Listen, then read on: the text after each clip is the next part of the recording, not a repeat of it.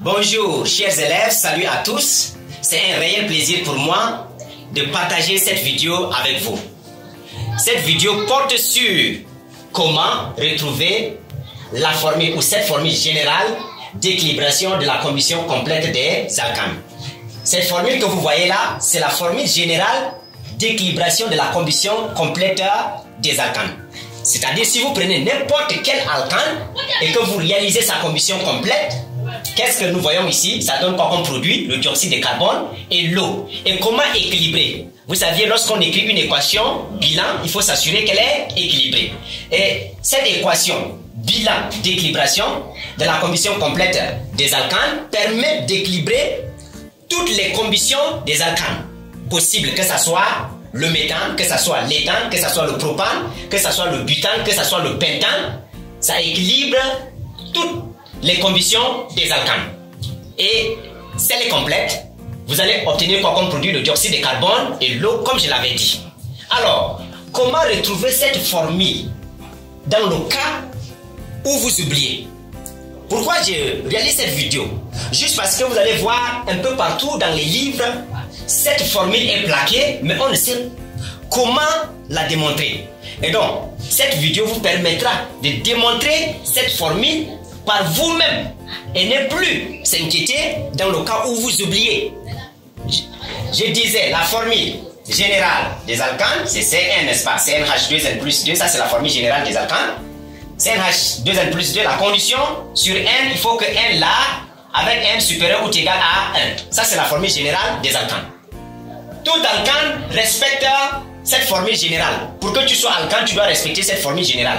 Méthane, le méthane, sa formule brute respecte cette formule générale. Parce qu'avec n égale à 1.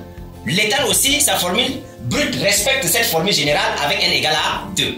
Alors, lorsque vous prenez, c'est-à-dire l'alcane de formule générale, CnH2n, les alcanes, vous les faites réagir avec le dioxygène de l'air.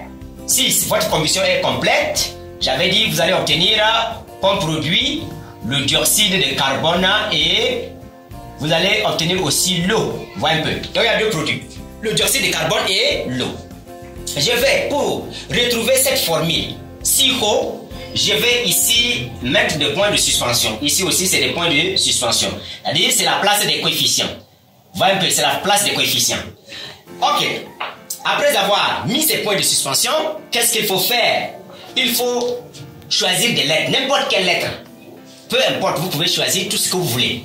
Moi, je choisis ici comme P, c'est-à-dire ce coefficient-là.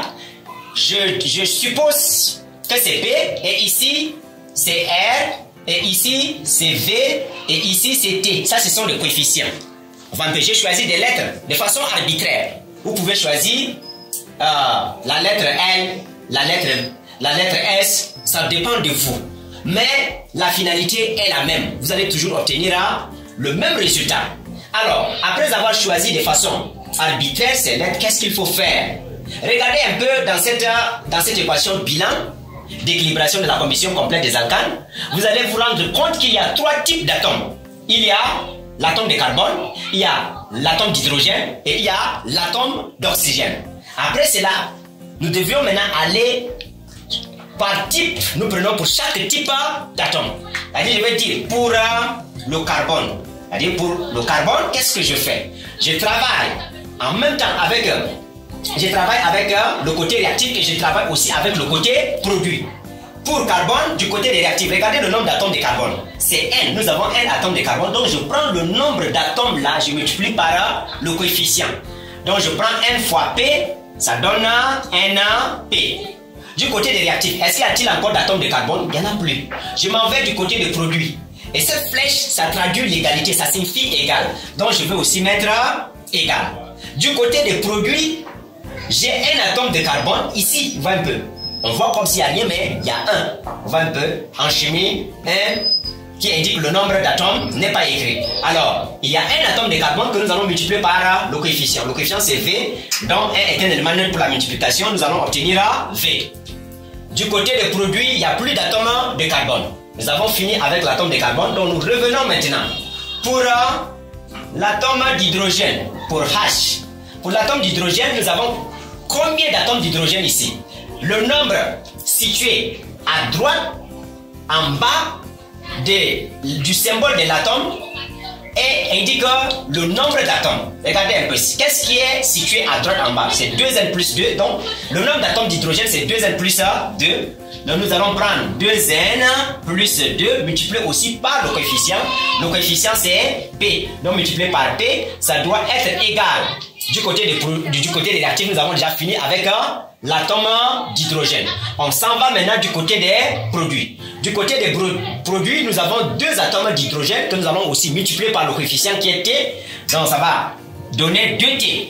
Nous avons 2T. Nous avons fini aussi avec l'atome d'hydrogène. Il reste un seul type qui est l'atome d'oxygène.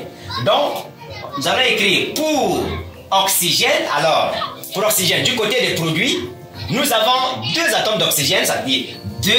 Nous allons multiplier aussi par le coefficient, comme nous l'avons fait avec les autres atomes. Alors, 2 fois R, c'est 2R. La flèche, j'avais dit, ça traduit l'égalité. 2R égale à. Du côté des produits, observons. Nous avons 2 atomes d'oxygène ici, donc nous multiplions par le coefficient 2V. Plus, parce qu'il y a encore un atome d'oxygène là, donc nous allons mettre plus. 1 plutôt, c'est un atome d'oxygène, 1 fois T. Donc 1 fois T, ça donne un T. Voyez un peu, ça c'est la première étape qu'il faut faire. Après avoir fini avec cette partie, la partie suivante consiste maintenant à donner une valeur arbitraire à vos lettres choisies. Ici, nous avons choisi de façon arbitraire, où nous avons choisi comme coefficient de CnH2n plus 2 la lettre P. Nous allons dire ceci.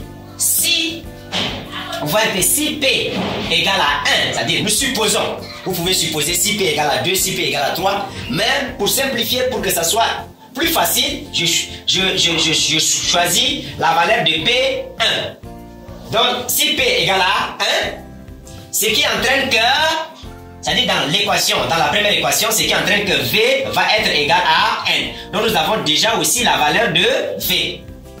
Il reste maintenant la valeur de T. Nous venons de dire si P égale à 1, c'est-à-dire sa valeur 1, là nous allons remplacer ici. Si nous remplaçons ici par 1, vous voyez cette équation-là, nous allons obtenir 2T va être égal à quoi? 2N plus 2 fois 1. Ça ne change, ça ne va rien changer. Alors, on va tirer simplement T. T va être égal à 2N plus 2, le tout sur 2. Nous allons simplifier par 2. Si vous simplifiez par 2, vous allez obtenir N plus 1. C'est-à-dire la valeur de T est N plus 1. Nous avons déjà retrouvé la valeur de T. Quel inconnu reste-t-il encore? Il reste maintenant la valeur de R. Nous revenons dans la dernière équation. Dans la dernière équation ici, qui est 2R, n'est-ce pas, est égal à quoi? 2V plus T. Nous allons remplacer ici V par sa valeur trouvée c'est N. T aussi par sa valeur trouvée c'est N plus 1. Et donc, nous allons avoir 2R qui va être maintenant 2 fois V c'est N, 2N plus N plus 1 qui est la valeur de T. Et donc, qu'est-ce que ça donne? 2R va être égal à 3N plus 1. On tire R, c'est égal à 3N plus 1, le tout sur 2. Donc, nous avons déjà la valeur de R. Voyez un peu. Nous revenons maintenant dans l'équation bilan qui est écrite en fonction de P, R, V, T comme coefficient. Remplacer ce coefficient-là par leur valeur. P, sa valeur c'est 1, donc ça nous vaut la peine d'écrire. Donc nous allons écrire Cn seulement 2N plus 2. La valeur de R trouvée c'est 3N plus 1. Donc plus 3N plus 1, le tout sur 2. Ou 2, n'est-ce pas, qui doit donner. La valeur de V trouvée c'est N. Donc N de CO2, NCO2 plus. La valeur de T, regardez la valeur de T trouvée c'est N plus 1. Et donc N plus 1 en facteur de H2O. Voilà ce que nous avons retrouvé.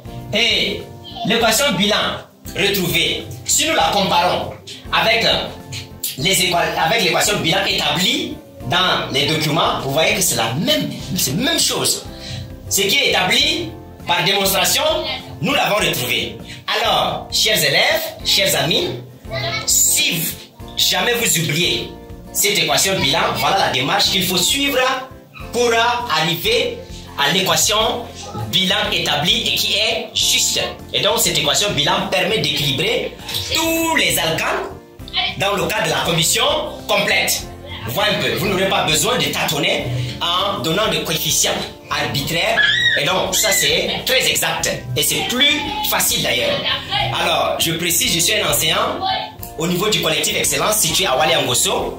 Ici nous dispensons les cours en sciences, en littérature et dans beaucoup de domaines. Si vous avez oublié, si vous avez aimé la vidéo, chers amis, n'oubliez pas vraiment de la liker, de la partager et nous attendons aussi vos commentaires. Je vous remercie.